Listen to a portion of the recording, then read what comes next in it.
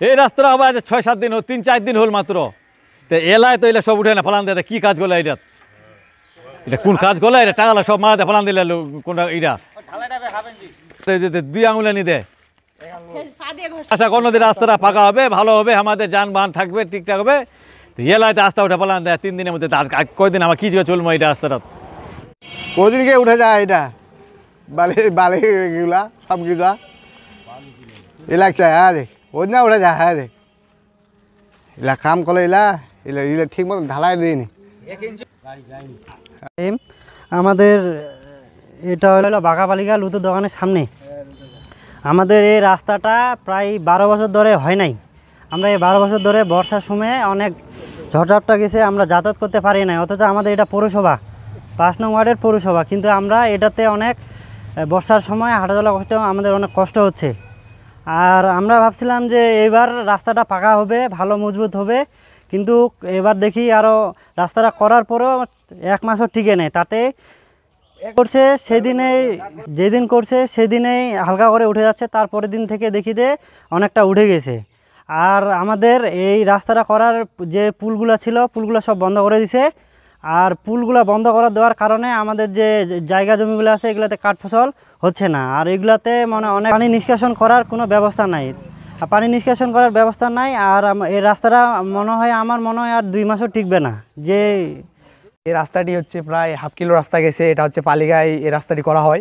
তো এই রাস্তার অবস্থা প্রথমে খারাপ ছিল, পরবর্তীতে এটা ঠিক করা হয়। আমরা ভাবলাম যে এটা আমাদের সুবিধার জন্য ঠিক করা হচ্ছে।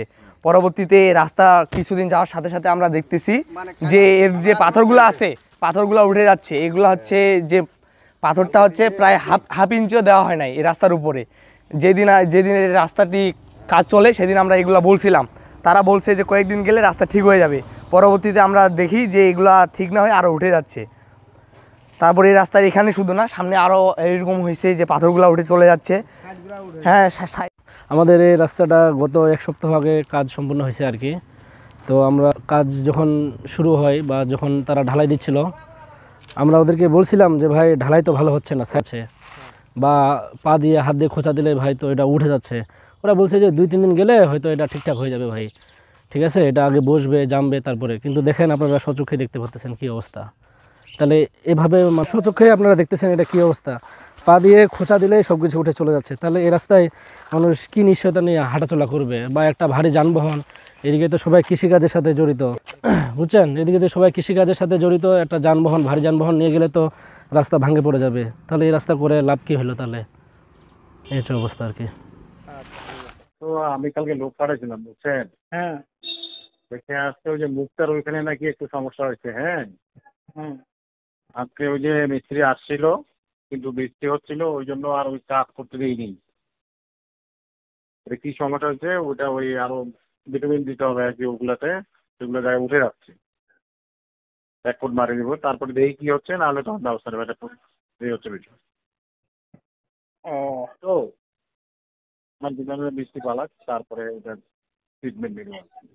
ও, আচ্ছা আচ্ছা, ঠিক আছে। সামনের দিকে শুধু একটু উঠছে আর কি, দেখছি আমরা। ও।